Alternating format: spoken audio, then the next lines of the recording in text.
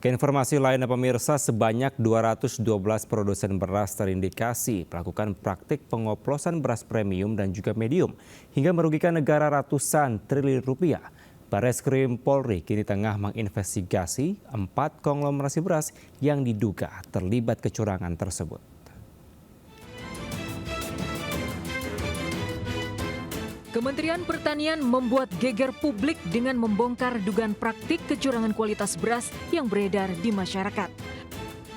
Dari hasil pengecekan sampel di puluhan daerah termasuk Jabodetabek, Yogyakarta, Lampung, dan Sulawesi Selatan, ditemukan 212 produsen beras diduga melakukan praktik oplosan beras premium dan medium. Modus lainnya yang ditemukan, produsen beras mengurangi takaran tidak sesuai dengan berat yang dicantumkan di kemasan. Menteri Pertanian Amran Sulaiman menyatakan temuan itu telah dilaporkan ke Bareskrim Polri, Satgas Pangan, dan Kejagung. Atas laporan itu, Bareskrim Polri kini menyelidiki 4 produsen beras diduga terlibat kecurangan tersebut. Di antaranya Wilmar Group, Food Station Cipinang Jaya, Belitang Panen Raya, dan Sentosa Utama Lestari atau bagian dari Java Group. Dari praktek kecurangan oplos beras tersebut, kerugian negara diperkirakan mencapai 99 triliun rupiah per tahun. Kami sudah terima laporan tanggal 10, 2 hari yang lalu, itu telah mulai pemeriksaan. Kami berharap ini ditindak tegas. Kementerian Pertanian mengultimatum kepada para pengusaha beras untuk tidak coba-coba melakukan praktik kecurangan oplosan beras yang merugikan ratusan juta konsumen. Tim Liputan iNews melaporkan. Seorang pria memproduksi ratusan lembar uang palsu di Padalarang, Bandung Barat, Jawa Barat, pecahan Rp100 dan Rp50.000. Pelaku menjual uang palsu melalui media sosial dengan keuntungan Rp300.000 per 1 juta uang palsu.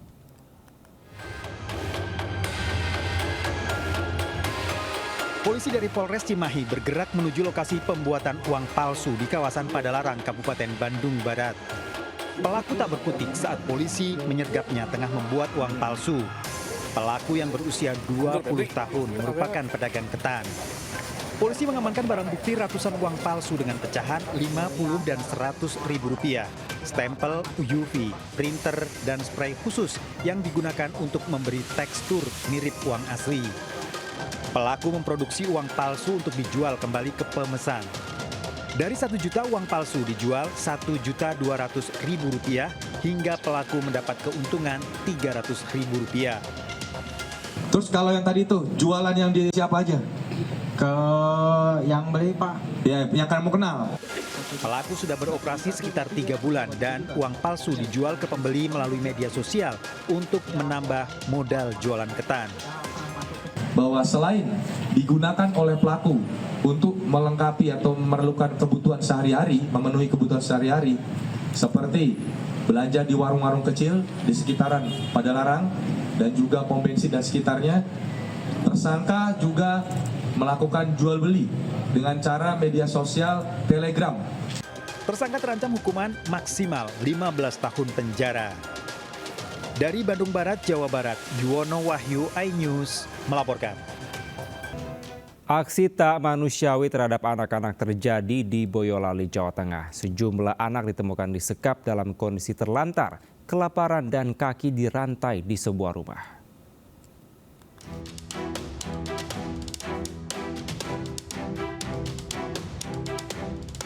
Empat anak dievakuasi warga dan pemerintah desa dari sebuah rumah di Desa Mojo, Kecamatan Andong, Boyolali, Jawa Tengah. Para korban yang masih berusia 6 hingga 14 tahun ditemukan dalam kondisi kaki dirantai, badan kurus, dan kelaparan. Ini kotak amal di sini ngapain kamu? Soalnya tadi ada yang kamu tutupin, tak kira bawa tas. Ada. Loh, jujur apa? Mau ngapain? Lah itu. Ini semua kita dari bapak. Peristiwa ini terbongkar saat salah satu anak yang tidak dirantai berinisial MAF 11 tahun keluar rumah dan tertangkap warga saat hendak membobol kotak amal di sebuah masjid di desa setempat. Saat dimintai keterangan, anak itu mengaku kelaparan dan ingin membelikan makanan untuk adiknya yang disekap di rumah pelaku. Sementara saat didatangi, rumah pelaku sudah dalam kondisi kosong dan terkunci karena pelaku sudah ditangkap polisi. Diketahui, penyekapan sudah dilakukan pelaku sejak 1 bulan lalu dan selama penyekapan, para korban hanya diberi makan singkong. Anak itu ngaku, jadi kita ngambil uang kotak untuk makan adiknya karena sudah 1 minggu adiknya tidak dikasih makan sama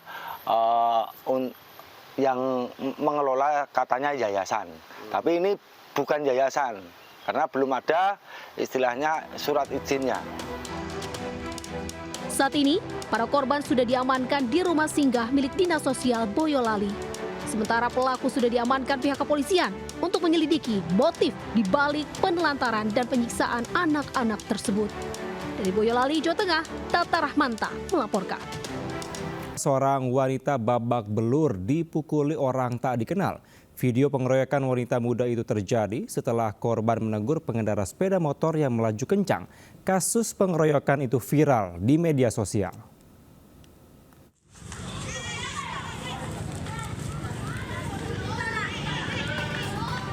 Insiden pemukulan sejumlah remaja perempuan kepada seorang wanita ini berlangsung di Jalan Sultan Hasanuddin Malino, Kecamatan Tinggi Moncong, Kabupaten Goa. Insiden ini terekam kamera warga di sekitar lokasi kejadian. Sejumlah warga mencoba menghentikan aksi pemukulan terhadap seorang wanita muda. Korban mengalami luka di bagian wajah dan segera dibawa ke puskesmas terdekat untuk mendapatkan pertolongan. Kasus pemukulan dipicu teguran korban terhadap pelaku yang sedang mengendarai sepeda motor. Korban dan pelaku tidak saling kenal. Kasus pengeroyokan yang terjadi saat event Beautiful Malino masih dalam penyelidikan. Polisi juga masih mencari identitas pelaku. Korban dalam hal ini belum melapor, tapi kami sudah bentuk tim untuk menelusuri korbannya siapa, sedang berada di mana, keadaannya bagaimana. Sudah kami perintahkan tim untuk melakukan komunikasi dan pengambilan keterangan. Polisi masih mengumpulkan bukti untuk mencari identitas pelaku pengeroyokan. Sejumlah saksi di lokasi kejadian sudah dimintai keterangan. Polisi berharap korban segera melapor ke kantor polisi untuk memudahkan penyelidikan. Dari Kabupaten Goa, Sulawesi Selatan, Bukma Ayus melaporkan.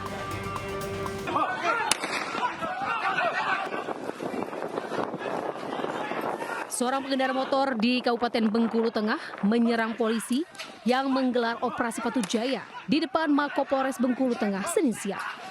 Polisi yang melihat kejadian tersebut melepaskan tembakan peringatan ke udara.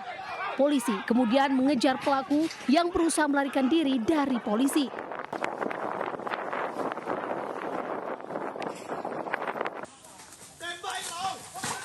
Pengendara berhasil ditangkap 20 menit kemudian. Dari tangan pelaku, polisi sita sebilah pisau. Saat ini, pelaku masih diperiksa dan tidak menutup kemungkinan pelaku terlibat tindak pidana sebelumnya. Saat ini, kasusnya ditangani oleh Satreskrim Polres Bengkulu Tengah. Dari Bengkulu Tengah, Endro Dwi Rawan melaporkan.